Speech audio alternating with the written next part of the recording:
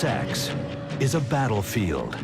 Animals will go to every extreme to mate and ensure their survival. Without sex, a species is history. Its genes a dead end. From violent couplings to sperm wars, to mating rituals, and finally, amazingly, to love. Sex drives evolution, and evolution drives sex. In nature, it really is all about sex.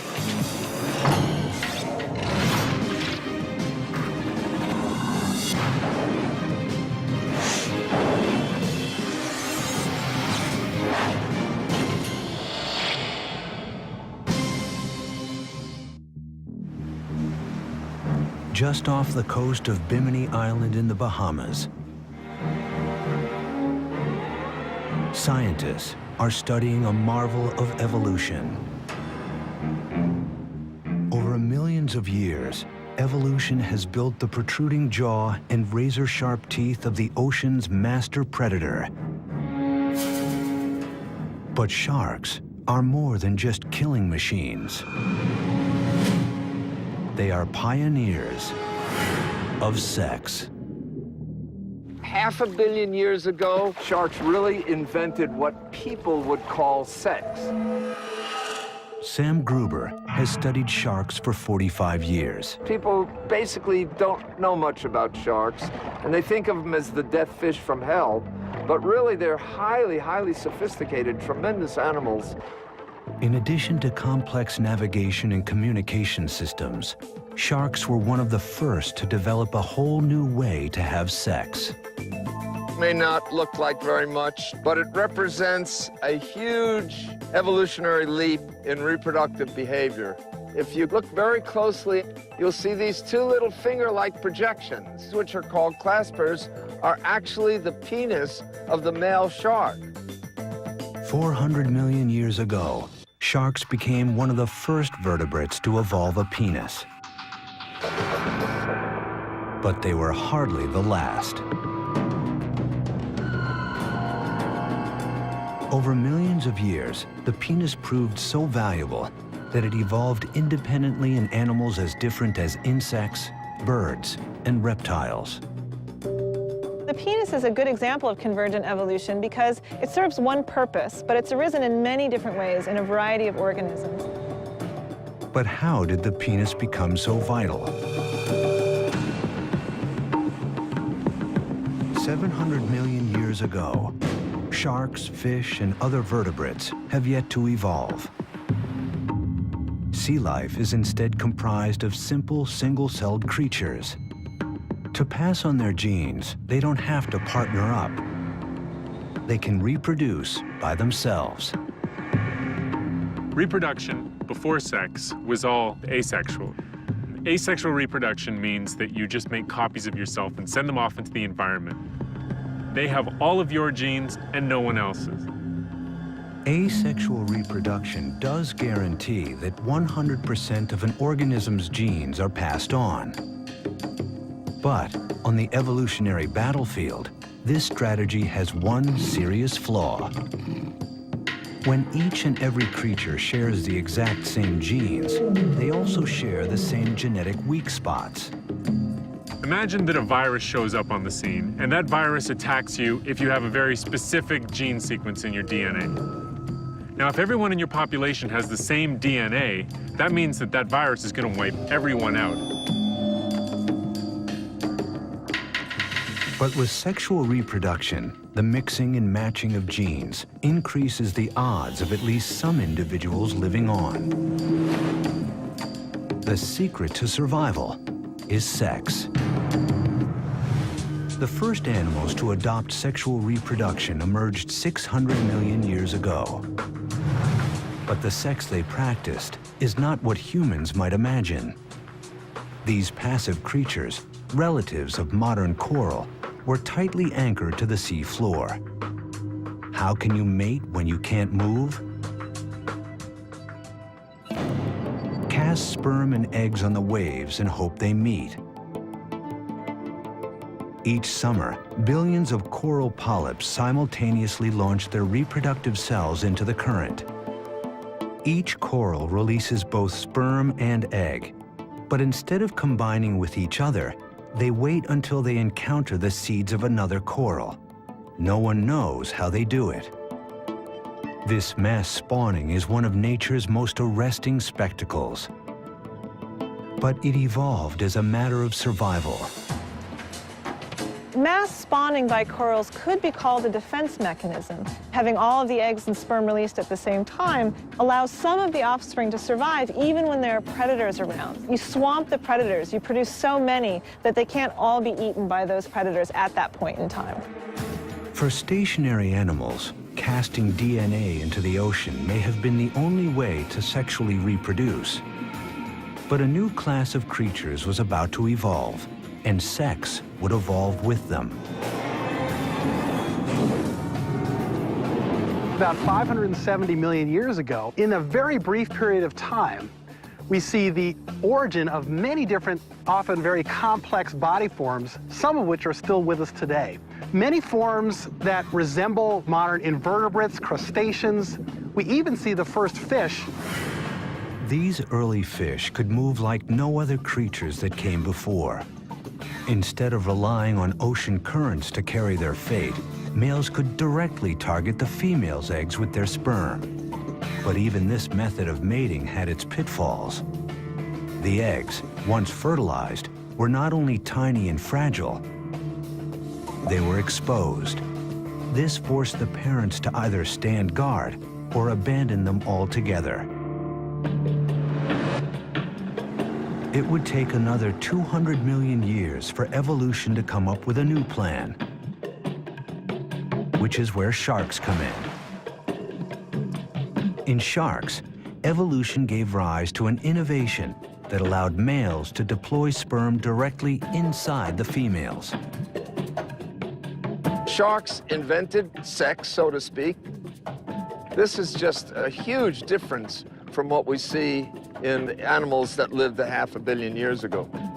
Instead of two fish just randomly spraying their eggs and sperms out into the water, helter-skelter, these animals have to actually come in contact. Sharks are one of the first vertebrates to physically connect during sex. It may sound friendly, but with sharks, it's anything but.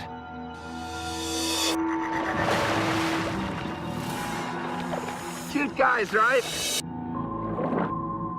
The male will bite her pectoral fin, her arm fin, and roll her over. Then the male has these two claspers, or peni, and one is rotated around while the other stays back, and that's inserted into the female's cloaca, which is the common duct. This vertical hold may look brutal, but biologically speaking, it's a thing of beauty. It looks to me like a ballet because they have very difficult tasks to go through to bring themselves together. Each seemingly violent act has a necessary sexual function. The male flips the female shark to her back to relax her for penile insertion. He sinks his teeth into her skin to trigger her ovulation. She's even protected from his gashing. Female sharks have skin twice as thick as male sharks. They have amazing healing properties. They can have huge lacerations, which would kill a human, and they're perfectly fine with it. But the crucial innovation of shark sex is the penis. Once the male is firmly attached, a spur at the appendage's tip prevents it from slipping out. A sac in the male's abdomen fills with seawater and propels the sperm directly into the female's womb, where eggs await fertilization. So not only did they invent copulation, but they also invented getting pregnant. That is to say, internal fertilization. This represents a whole new stage in reproductive biology. Internal fertilization has been a foundation of sharks' 400 million year reign as the ocean's top predators.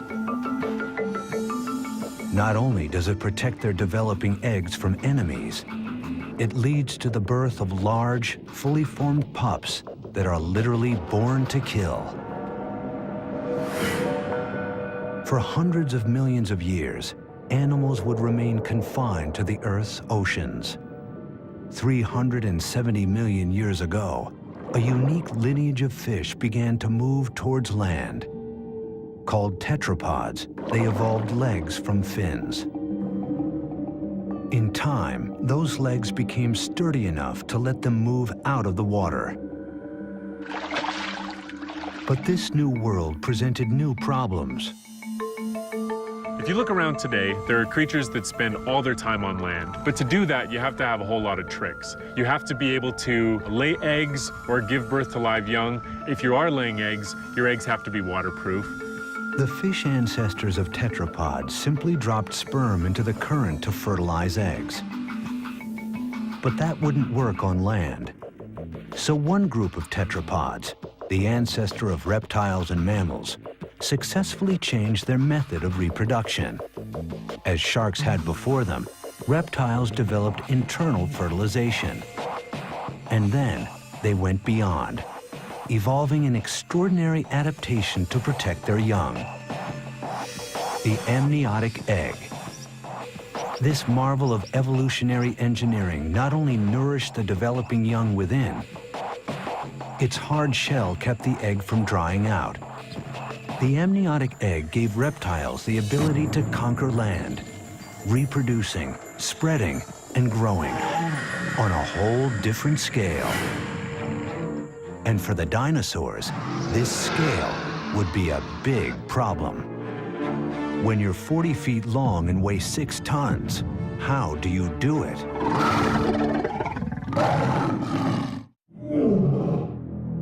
If you can't mate, if you can't pass on your genes, your evolutionary history. But what happens if your own size gets in the way of mating? Some dinosaurs evolved to be the biggest animals ever to live on land.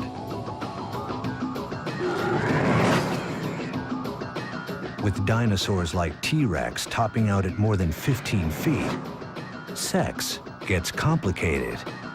And for all we know about dinosaurs, the details of their sex life remains a mystery. Imagine a 40-ton dinosaur trying to reproduce. Obviously, 2 of these behemoths would have had to get together, but exactly how they did so is still a huge question for paleontologists. Fossilized eggs are clear evidence that dinosaurs had intercourse and reproduced through internal fertilization like birds today. And the bones of dinosaurs are littered across all 7 continents. Testament to creatures that dominated the Earth for 160 million years. Clearly, these enormous animals must have evolved an extremely successful method of mating. Paleontologist Ken Carpenter has puzzled for years over the mystery of dinosaur reproduction. It's a whole process of trying to understand what dinosaurs were like as living animals. They had to have been able to reproduce in order to be so successful for over 200 million years. How did the males and females get together? What made Carpenter's investigation difficult was that all he had was bones. No reproductive organs have survived the fossil record. To discover what dinosaur sex might have been like, Carpenter turned to a creative mix of comparative anatomy, physics, and deduction. Starting with the dinosaur's reptile cousin, the crocodile. Male crocodiles have unique sex organs, not like the claspers of the shark, but not a penis as we humans know it either. Unlike humans, dogs, cats, they don't have this very long organ that sticks out all the time. It's actually a much smaller organ that's kept inside the body. Most of the time, the male's genitalia is kept inside a slit on his underbelly called the cloaca.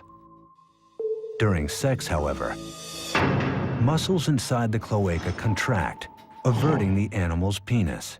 Just 3 inches long in the 12-foot crocodile, the male must insert this tool into the female's cloaca to deposit his sperm. For creatures the size of dinosaurs, that would be like trying to stick a key in a lock by moving the whole building. Was it possible? To find the answer to that question, Carpenter turned to another present-day creature, one that shares the dinosaur's problem of how to fertilize an internal egg, despite its enormous size. The elephant. To reproduce, the male elephant rears up and leans on the female. But doing so puts a huge amount of weight on her back. Over time, this pressure causes permanent damage, creating small fractures in the female's backbones. If dinosaur sex took the same form, Carpenter should find similar fractures in their fossils. This vertebrae here comes from a duck-billed dinosaur. Possibly this breakage was due to the male climbing on top of a female during sex. Well, maybe, but we'd have to know what gender this vertebrae is. If it's a male, it would mean one male trying to mate with another male. Maybe that's why dinosaurs became extinct. I don't know. But the elephant-like rear mount posed a more fundamental problem. The male would have climbed up, put his weight on her back. Could her bones have supported it? Elephants weigh up to 7 tons. But some dinosaurs weighed as much as 25 tons. Carpenter calculated the bone strength needed to withstand that much force and concluded that it was too much. The elephant way was out. Undeterred, Carpenter retraced his steps to crocodiles and alligators, creatures with a mating style that avoids load-bearing altogether. They've got the water to suspend them. It's almost like being in space. The male and females can basically rotate together. The male can stick his penis into the female's cloaca and interject sperm. So could dinosaurs have had sex underwater? Carpenter consulted the charts. There were no huge bodies of water, except in a very few places, which would mean then that dinosaurs would have to traipse for sometimes literally thousands of miles in order to have sex. That's an awful lot of work just for sex. Another dead end. Birds were next. They are the direct descendants of dinosaurs, and they lay eggs like dinosaurs. Could they copulate the same way? Birds do it basically as a bunch of quickies, mostly because they're trying to fly at the same time as they're trying to reproduce. The males will be fluttering their arms as they're trying to get up against the female. Birds' quick transfer of sperm, known as a cloacal kiss, would have its advantages for creatures as large as dinosaurs. But again, there are problems. Most dinosaurs don't have wings. And just as importantly, how could they do it with their massive armor in the way? The dinosaur's bony tail is heavy and rigid and not easily moved. The normal procedures of comparative anatomy had left Carpenter with a trail of false leads. Racking his brain for any idea that might work, Carpenter found one right at his feet: the household cat. And while cats are no more like dinosaurs than dogs are like lizards, Carpenter believes the cat's way would work for T-Rex. If the female lowers herself much like a cat, raises her rear end up, the tail would certainly go up in the air and would expose her sex organ to the male. And the male can then climb up there and grab her on her neck, and then they can go at it. In the feline position, with the female's head lowered and tail lifted, the problem of the male's enormous weight would be lifted off the female's back. At the same time, the position would allow easy access for the male. Carpenter's theory is the first to offer a workable answer to the mystery of dinosaur sex, and the first to explain how dinosaurs were able to reproduce their way into history as the unrivaled rulers of Earth for 160 million years. Dinosaurs were the largest animals to mate on land. Insects are some of the smallest. And in their tiny world, sex is a war story that's been going on for millions of years, with its own villains and heroes. You know, when it comes to looking at reproductive biology, you've got to say that cockroaches are a superstar.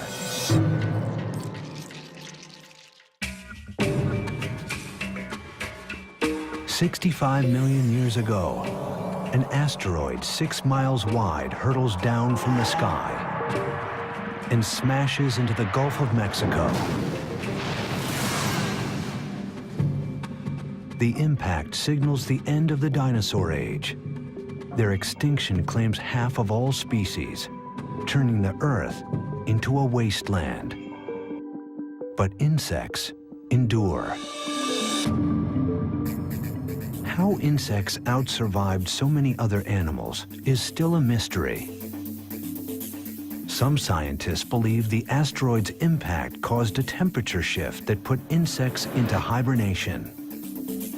When they re-emerged, they flourished, developing new ways to reproduce at staggering rates. But in the insect world, sex is more than just reproducing. It's a battle of the sexes, a war over sperm. Sperm competition has been extremely important in the evolution and diversification of insects. Males are, of course, competing to make sure their sperm makes it into the female reproductive tract. At the same time, females are able to manipulate which sperm make it to successfully fertilize the egg. The female seeks multiple sexual partners, giving her offspring a diverse genetic portfolio and a greater chance at survival. But the male seeks to father all the offspring. The more paternity, the better the chances for his genes. What the male wants and the female needs are in conflict and has spawned an evolutionary arms race, stretching the limits of evolution.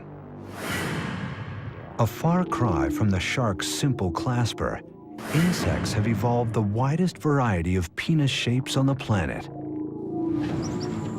In one of the most shocking, the male damselfly's penis has sharp horns at the tip and spiky thorns down the side. If it looks like a scrub brush, there's a reason. The male uses his tool to scrape out the sperm of his rivals before depositing his own. This technique removes more than 90% of the existing sperm, virtually guaranteeing the offspring will be his.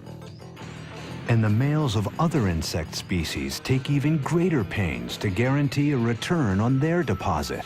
There's a great strategy that some insects and also some mammals have come up with, which is called a copulatory plug. And after a male mates with a female, some of the semen hardens and becomes a plug, and it prevents other males from being able to mate with the female. It's a pretty good strategy. But honeybees take it a step further. Not just using a plug, they are the plug. Tens of thousands of male bees compete for the queen. Only one gets to mate with her. Think he's the lucky one? Think again. Upon reaching climax, his penis rips away from his body and becomes stuck inside the queen. He dies in order to lock his sperm inside her. But despite this ultimate sacrifice, female bees evolved a countermeasure, a way to pop out the plug, freeing the female to choose the sperm of another, maybe better mate. In bees, at least, females are winning the sexual arms race. But in other species, the males are taking the lead. In stick insects, males have gone beyond the removable plug, evolving into living chastity belts. They attach to their mates for weeks to prevent any other male from fertilizing her eggs. And the male love bug takes this strategy a radical step further. Once he locks his sex organ inside his partner's, he throws away the key. The male's commitment to the act is total. Once joined, he spends the rest of his life in the act of copulation. After the couple is through mating, he will die, to be dragged around by the female until she lays her eggs. Eggs all fathered by that single male. From species to species, the sexual arms race is ongoing throughout the insect world. But in one familiar group, females may have found a way to finally end the war. Entomologist Ron Harrison heads up the cockroach extermination lab at the Orkin Training Center in Atlanta. To come up with ways to kill these ultimate survivors, Harrison spends his days studying the species most commonly found in homes. 95% of all cockroach problems in urban situations are German cockroaches. They're very quick in their reproductive abilities, and therefore that helps them become resistant to products that we actually use to try to get rid of them. Evolution has provided cockroaches a host of traits that make them almost impossible to eliminate. They can live a month without food and last hours without oxygen. But most critical to their survival is their speed of reproduction, a quality that might indicate that cockroaches have sex all the time, except they don't. Once a female has had sex and has that sperm, she's able there to hold it and then fertilize as she needs, rather than have to have sex again. Because of this one adaptation, the female needs to mate only once to remain pregnant for the rest of her life. Her one act of sex can yield hundreds of thousands of offspring, a remarkable ratio. This benefits the female in more ways than one. Mating in itself is costly. The more a female mates, the lower her probability of survival. Perhaps because there's some damage that occurs, they might be at risk of predation, and there's even some seminal fluids that carry toxins that decrease female survival. After her one act of sex, the female carries fertilized eggs with her throughout her entire life. So every female in the colony has the potential to become a colony herself. In pest control, what's really scary to us then is if you happen to have a German cockroach in the cuff of your pants or in your pocket or in a box that comes from the grocery store and it happens to be a pregnant female, that's all that's needed to get an entire population going. This adaptation has given the species the ultimate survival advantage. When you look at the whole evolution of animals, these started out 400 million years ago and are continuing to be very successful. You know, when it comes to looking at reproductive biology, you've got to say that cockroaches are a superstar. The battle of the sexes has made cockroaches, together with the rest of the insects, the most diverse group of animals on Earth. The drive to reproduce shapes not only insect life, but mammals as well, including us. Everywhere in the natural world, sex gets everyone bent out of shape.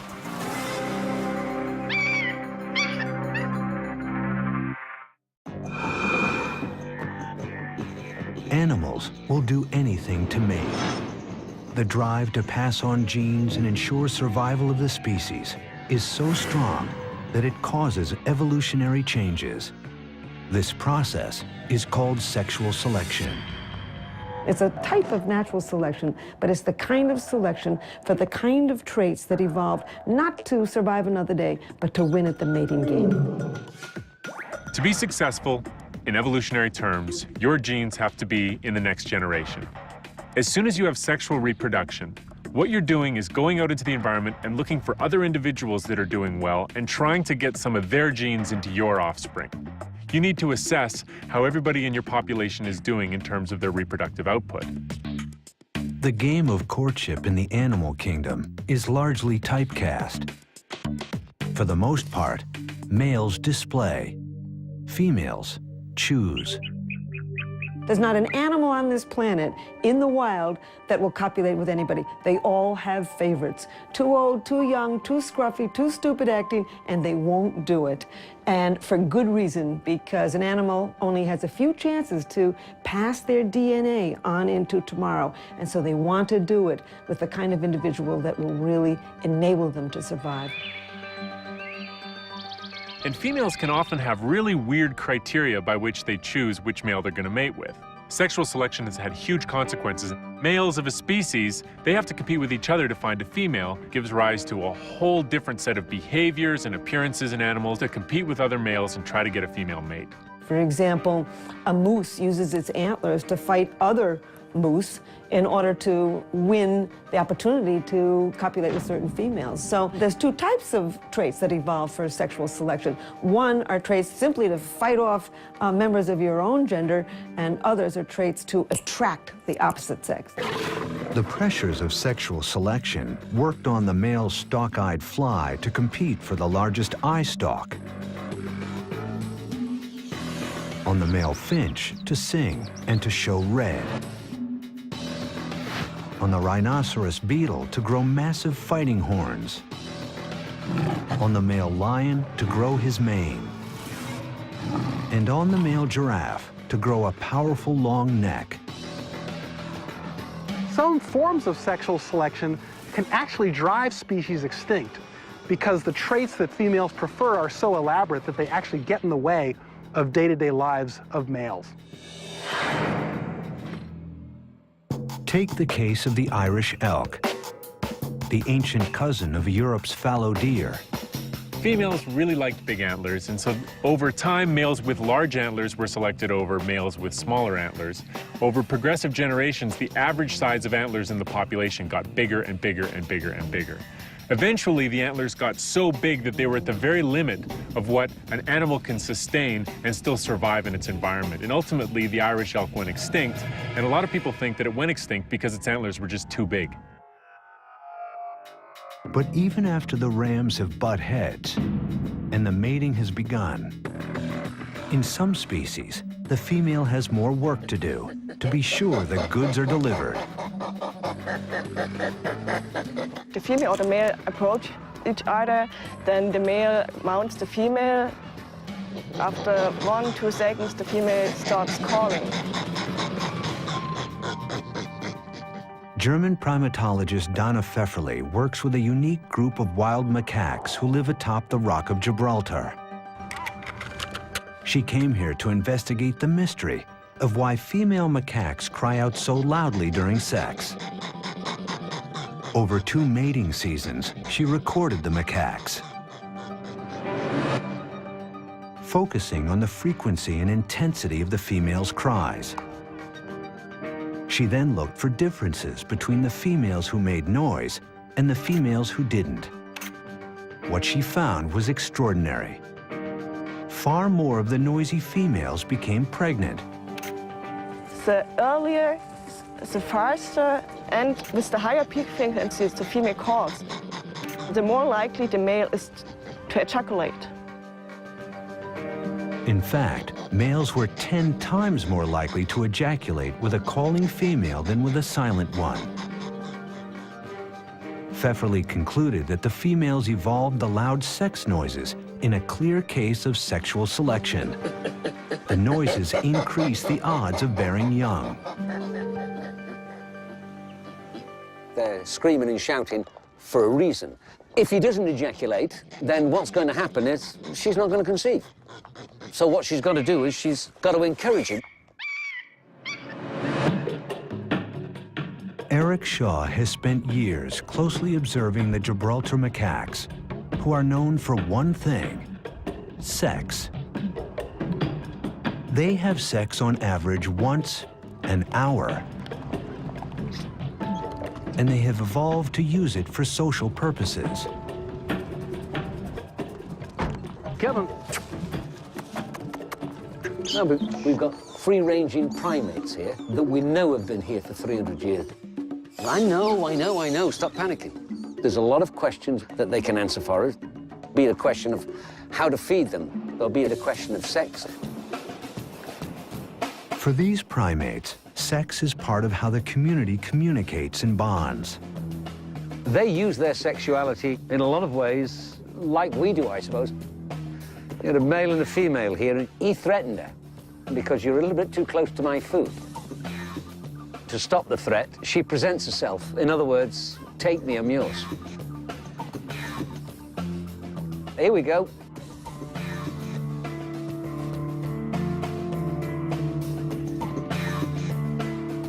That was sheer, total submission and passiveness. She presented herself, I'm not a threat. He decided to go all the way this time and accept her submission. And now there's peace in the world. The macaque community needs order to keep their elaborate social network intact.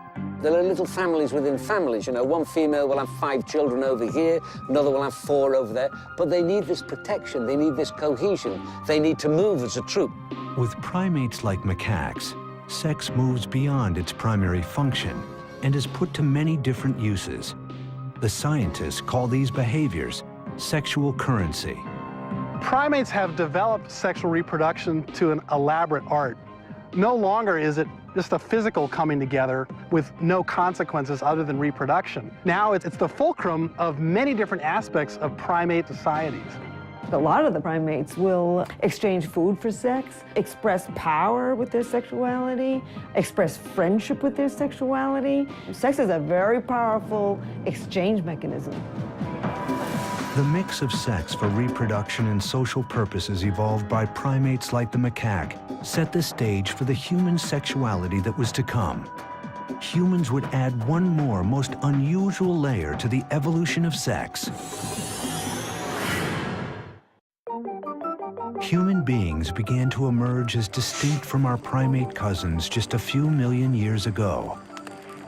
When our ancestors came down out of the trees and began to stand up on 2 feet instead of 4, they also changed some of their sexual anatomy. Helen Fisher studies the evolution of human sex. The female vaginal canal is no longer tipped backwards the way it is among chimpanzees. It evolved to move somewhat forward, probably for easier access during the missionary position. As the female's anatomy changed, so did the male's. The penis had to reach deeper into the female's body, so it evolved to become significantly larger. Today, humans have the biggest penis of any primate and the most highly developed brain. I think the human beings made their biggest leap in terms of sexuality with the evolution of the brain. Over time, the human brain grew large, so large that its hard skull became a threat to successful reproduction. At some point during human evolution, we began to not only to stand up on 2 feet instead of 4, but the brain got to be too large for the birth canal. At that point, women began to have to bear their babies sooner so that they could get out of the birth canal. No one knows how long the first human mothers carried their young. But we do know that today, a 21-month pregnancy would be necessary for a human baby to be born as fully developed as a newborn chimp. With every human born essentially premature, family bonds became a necessity for survival of the species. And that necessity, argues Fisher, explains the mystery of love. As we evolved babies that would have a very long childhood and even adolescence, we began to need to sustain a partnership with somebody long term. And thus we see the evolution of these romantic love and deep attachment to a partner. Fisher studies the specific areas of the brain involved in sex and love. Inside an MRI machine, subjects are directed to think about their lover by looking at his or her photograph. As they do, their MRI lights up with regions of intense activity. An entire brain system devoted to love. By 2 million years ago, we began to build this very large cortex.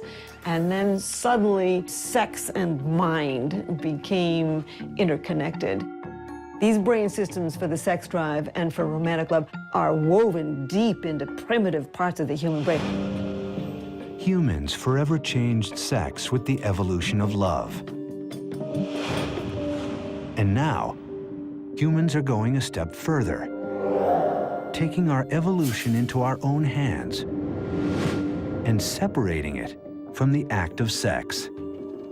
Sex has become futuristic. There's all kinds of ways now to basically bypass sex. We can clone individuals in a petri dish. There's all sorts of ways to fertilize individuals without engaging in intercourse.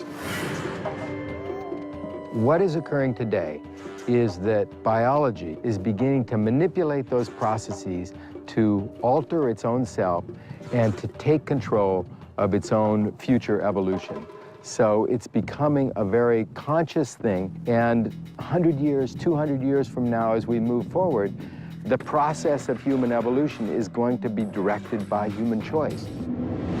Gregory Stock is a biophysicist and the author of a book entitled Redesigning Humans. He is an advocate of human genetic engineering.